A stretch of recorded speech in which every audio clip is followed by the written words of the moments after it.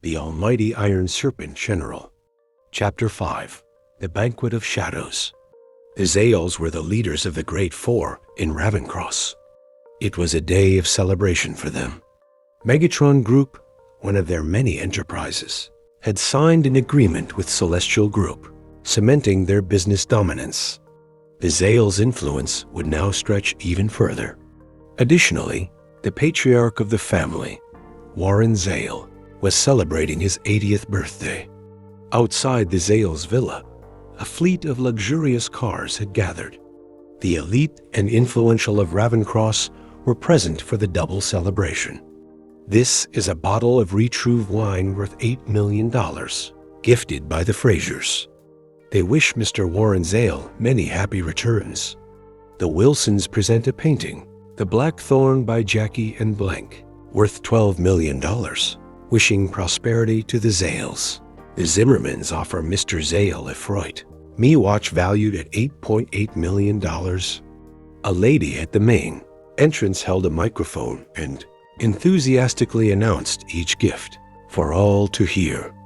In the foyer, Warren Xael, dressed in a sharp blue suit, looked fit and alert despite his age. Each gift brought a radiant smile to his face. The banquet hall was full of influential figures from across Ravencross. Even the second-tier Rowans had made the effort to attend.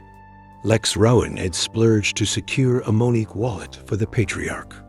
Everyone busied themselves networking, building connections, and ensuring their status. Outside, a man in a brown coat and a mask approached, carrying a coffin. The coffin, weighing at least 100 kilograms, was supported effortlessly by the man. It was Marcus. His return was fueled by two goals: repay Eliza for her sacrifices and avenge his family. Now that he was Eliza's husband, he might gain recognition, but he concealed his identity with a black mask to keep her safe. Crash! He hurled the coffin with all his strength. It smashed through the Xaels' villa doors and landed in the foyer. Everyone froze. The commotion stopped abruptly. Who dared bring a coffin to the Xaels' double celebration?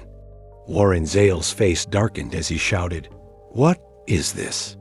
Where are the security guards? Who sent this? Remove it immediately. Warren Xael, may I present this coffin as your birthday gift? Today you celebrate your 80th, but this time next year, it will mark your death," a voice called out. A man in a brown coat and ghost mask sauntered in. Who are you?" Warren demanded, his voice trembling. "I'm someone who wants your life," Marcus replied coldly. "Not today," a young man in his 20s shouted, stepping forward and pointing at Marcus. "I don't care who you are. At the Xaels, we decide." That was William Xael. He tried to remove Marcus' mask and sneered, cowered, hiding behind a mask. "Let's see who you are." Marcus advanced. He grabbed William's arm, lifted him, and twisted it. Crack! William's arm tore clean from his body. Blood sprayed across the hall. The guests gasped, stumbling backward in horror. The sight was unprecedented in Ravencross society. Marcus, appearing like a living embodiment of a war deity, threw the arm aside casually. His murderous aura caused the Xaels to quake in fear. Even Warren's hand reached behind him instinctively, ready to draw a weapon. Marcus stalked forward. William moaned, then collapsed, unable to bear the pain. The foyer fell silent except for Marcus' footsteps. "Kneel," Marcus commanded. His authority was absolute. All present fell to their knees, including Warren Xael. Crash! The crowd could scarcely believe their eyes. Warren Xael, patriarch of the Great Four in Ravencross, kneeling before Marcus. Standing nearby was Rowena Xael, the youngest daughter, the same Rowena who had destroyed the Cadens. Her expression was filled with rage. "Has anyone called Trent?" she demanded. "Yes, we've called him," someone replied. "Leave everything as it is. We will wait until Trent returns," Rowena ordered. It was a quiet night. In the military sector of Ravencross, helicopters marked western border, landed. A middle-aged man in military uniform exited, expression cold. Fully armed soldiers saluted him. He entered a jeep, heading straight to the Xael's villa. Upon arrival, he assessed the chaos and saw Warren Xael's decapitated body. He removed his hat and knelt in grief. "Father, I'm sorry I'm late. I will bring the culprit to justice, whoever it is," he vowed, his voice echoing with rage. Trent, Rowena appeared suddenly. The man was Warren's fourth son, Trent Xael. Expressionless and dark-faced, he demanded, "I need the banquet surveillance footage." "I'll get it immediately," Rowena said, ordering someone to retrieve it. Trent examined the wound before watching the footage, seeing Marcus' lethal strike. "What did he say before killing father?" Trent asked coldly. 38 lives were lost in the fire at Flora Lakeside 10 years ago. "Now you'll pay in blood," Rowena replied. Trent clenched his fists. "A survivor of the Cadens?" "It must be," she confirmed. He pressed his palms into his face, then gestured to Rowena. "Bury father simply. I will go to the capital to investigate possible Caden survivors." Chapter 6. Shadows of Vengeance. Early the next morning, Marcus received a call from Eliza Rowan. "Hey, darling, I've managed to get in touch with my old classmate. She's willing to help and has set up an appointment with the chairman, Alex Yates. Where are you? Let's head to Celestial Group's office now and secure the order. Grandfather will have no choice but to acknowledge us then." Eliza's excited voice came through the phone. "Wait for me at home. I'll pick you up in a bit," Marcus replied calmly. After hanging up, Marcus hurriedly got ready, rolling out of bed at top speed. "Where are we going, Marcus?" Henry, already waiting with the car, asked. "To Eliza's. Hop in." Marcus complied, and with Henry at the wheel, they arrived at Eliza's residence quickly. They waited outside. Soon, Eliza appeared, looking stunning. Knowing she was about to meet the chairman of Celestial Group, she had gone the extra mile in preparing herself. Wearing a form-fitting dress and letting her glossy black hair cascade over her shoulders, she was a vision of confidence and elegance. "Darling." Seeing the black multi-purpose vehicle approach, Eliza jogged up to the car, her expression bright.